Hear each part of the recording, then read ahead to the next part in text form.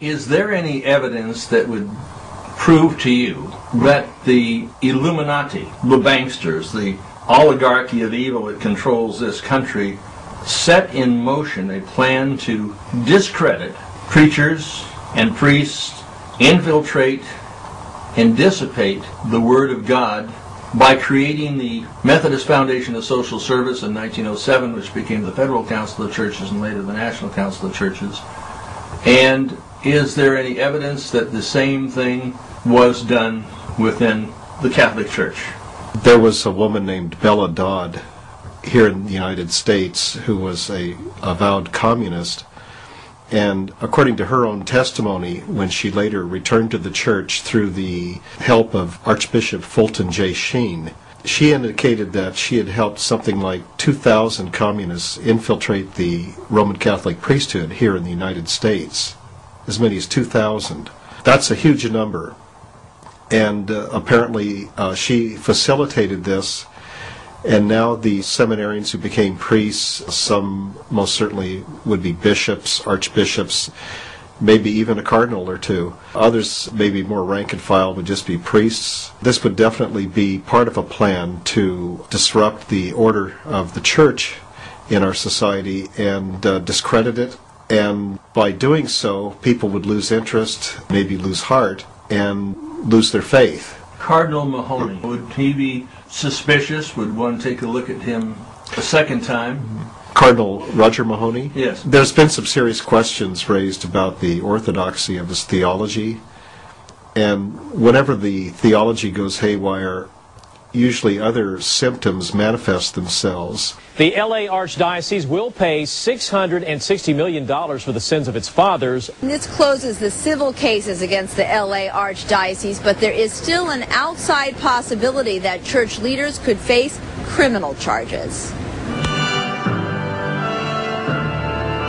The Catholic Church made what amounts to a confession of sins, and the amount it will pay out to settle is record-setting. $660 million shared by 508 victims who say they were sexually abused by priests. Sometimes you'll see unacceptable practices during the course of a particular celebration at a cathedral where they embellish it with certain New Age types of practices to liven it up. I mean, they think they're livening it up.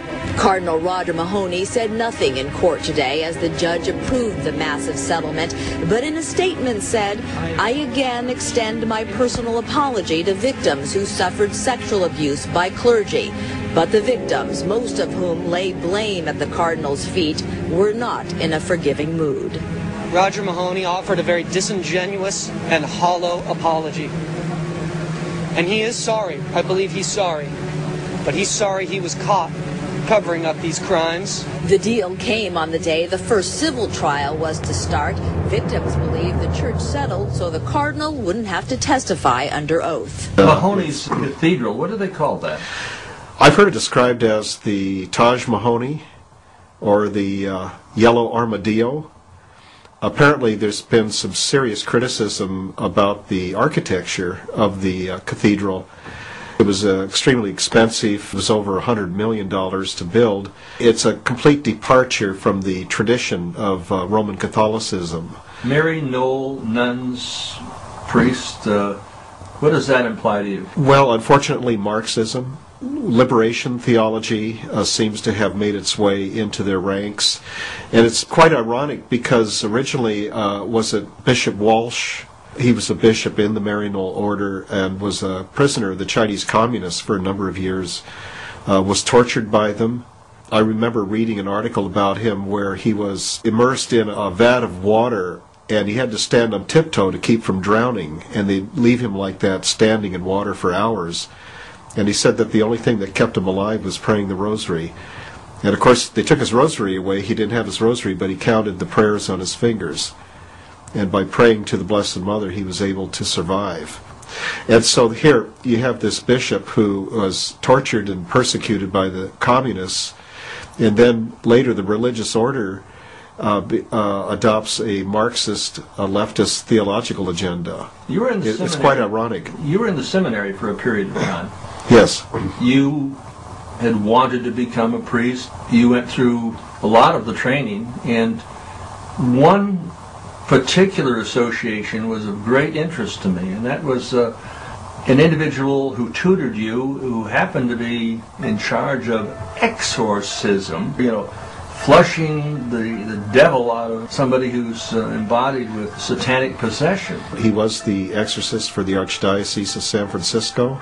I was interested in mystical theology, in other words, the reality of faith where you actually experience the miraculous.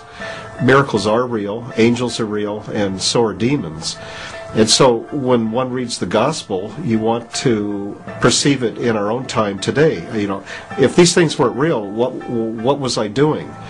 And as a matter of fact, with all the modernist theology that was popular in the seminaries at this time, this was in the 70s, late 70s, I remember he and I would discuss this at great length because it's key to faith. If you don't have good theology, you can lose your faith.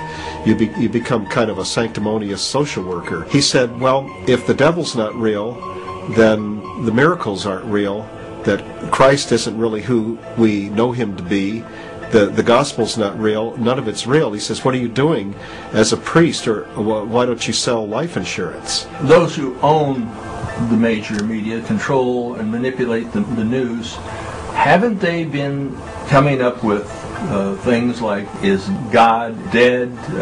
Life magazine and Time magazine were both founded by Henry Luce, and who is I would say a practicing Luciferian. He laid nude in the coffin of the Skull and Bones and was born into the Satanic Order. Who better would be chosen to say that God is dead and try to... Every Easter you see something like this. They try to perfect timing, smear and smash and degrade Catholicism and Christianity.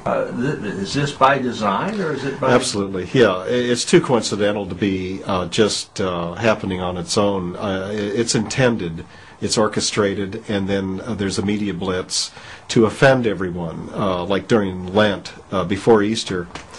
And it's blasphemy. How does the theology of General Albert Pike, the practicing Luciferian, connect with Anton LaVey from the First Church of Satan in San Francisco and Aleister Crowley? Different denominations within the occult world. Just like in Christianity now, there isn't one single church as there was centuries ago. At one time there was just a Catholic Church for 15 centuries, and then with the Protestant Revolution, then the different denominations sprang up and split off from each other. The same thing in the occult world. The Luciferians are not Satanists specifically. In other words, they're two different denominations, but from the Christian viewpoint there's no difference at all. If you're worshiping Lucifer, or you say, well, I'm not a Luciferian, I'm a Satanist, or someone says, I'm a Satanist, not a Luciferian, I mean, it's a no-brainer for a Catholic or a serious Christian. But in the occult world, they make these distinctions. And then there's some who wear two hats. They'll be a Luciferian and a Satanist. How about Bill Buckley, who says that he is a Catholic and he is a conservative, and he's now said, well, if I had to do it again, he might be a communist, or he would be a communist. How does...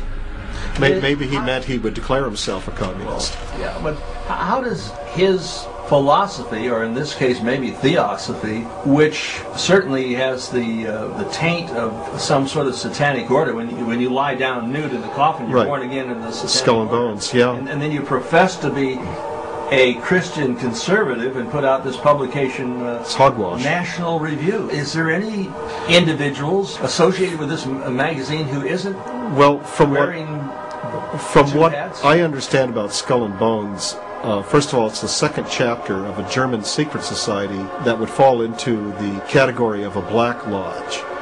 And we're talking about the Illuminati here.